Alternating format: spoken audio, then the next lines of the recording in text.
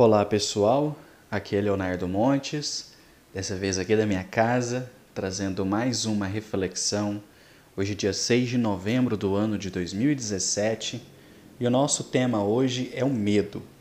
Se você quiser ouvir outras reflexões, acessa youtube.com/medium de Umbanda e curta também a página no Facebook, facebook.com/medium de Umbanda. Muito bem, a essa altura, muitos de vocês já devem estar sabendo que de domingo para segunda houve um grande assalto aqui na cidade, com bandidos fortemente armados, usando táticas de guerrilha, e foi uma coisa bem esquisita mesmo.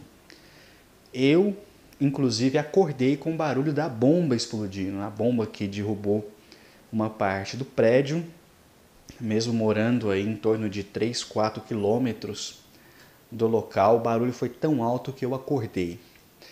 E logo pela manhã, a impressão que eu tive era que a cidade estava em pânico. Isso porque praticamente todos os grupos de WhatsApp em que eu me encontro começaram a noticiar o assalto, né? Imagens, gravações em áudio, etc. Amigos, familiares mandando, e foi aquele alvoroço na cidade.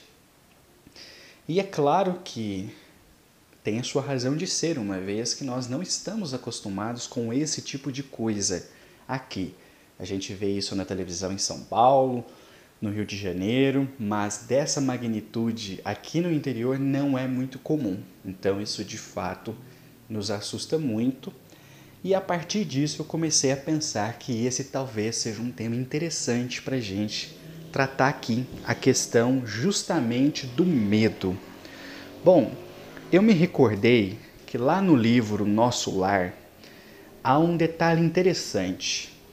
Em determinado momento, toda a coletividade da cidade espiritual recebe a informação de que uma nova guerra estava acontecendo na Terra. Grande parte dos espíritos que estavam em Nosso Lar presenciaram a Primeira Guerra Mundial e estavam agora desencarnados presenciando a Segunda Guerra Mundial.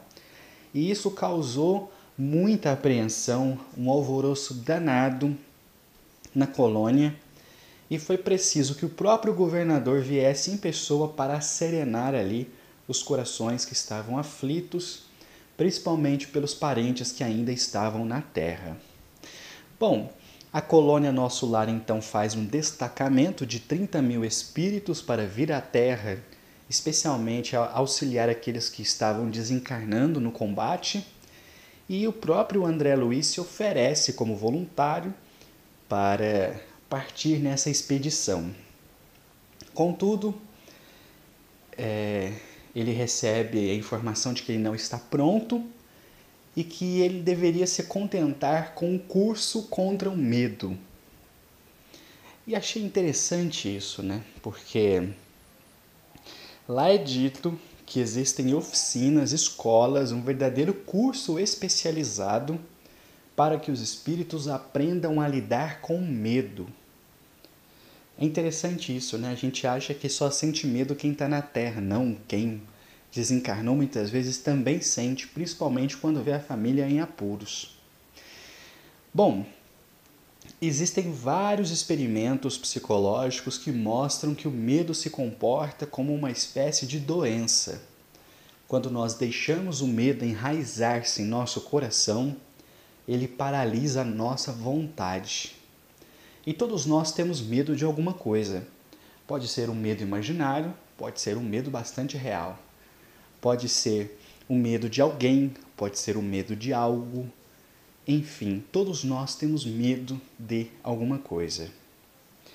O importante, e o que me parece o cerne dessa reflexão, é um esforço contínuo de vigilância sobre nossos pensamentos e atos, a fim de que o medo não paralise a nossa vontade.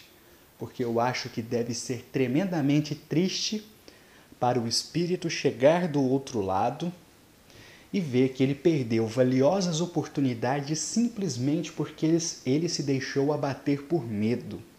Medo de mudar, medo do novo, medo de ser diferente, medo de se renovar, medo de começar de novo, que eu digo sempre que é uma das minhas qualidades, sem pretensão nenhuma eu digo isso, porque se tem realmente uma qualidade que eu possuo, é a de recomeçar. E eu não tenho problema nenhum em começar novamente. Encarar novos desafios, dar a volta, sacudir a poeira, começar a caminhar de novo.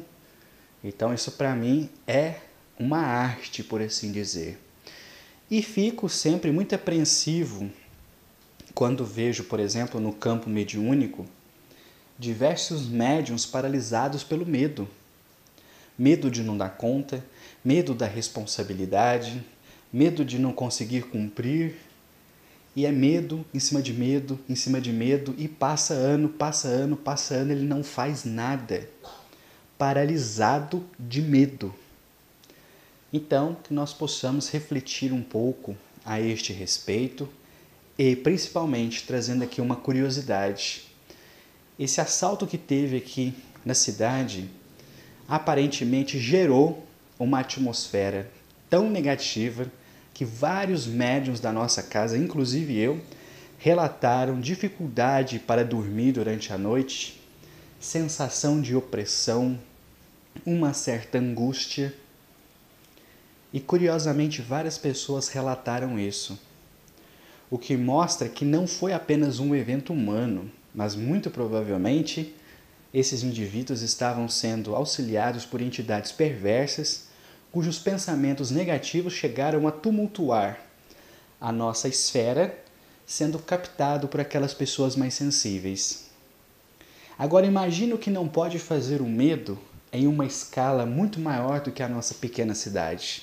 Imagina o que pode fazer o medo numa família, por exemplo.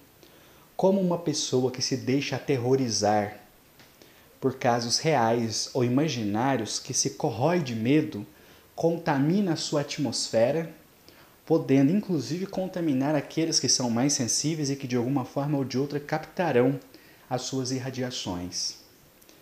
Então, como nós podemos ver, o medo não é puramente algo psicológico. Ele tem um efeito espiritual e ele se espalha feito uma doença. Todos nós estamos sujeitos a essa contaminação, mas devemos nos precaver na medida dos nossos esforços a fim de evitar este mal. Eu vou parando por aqui. Se você quiser ouvir outras reflexões, youtube.com/Médium de Umbanda. Um abraço a todos.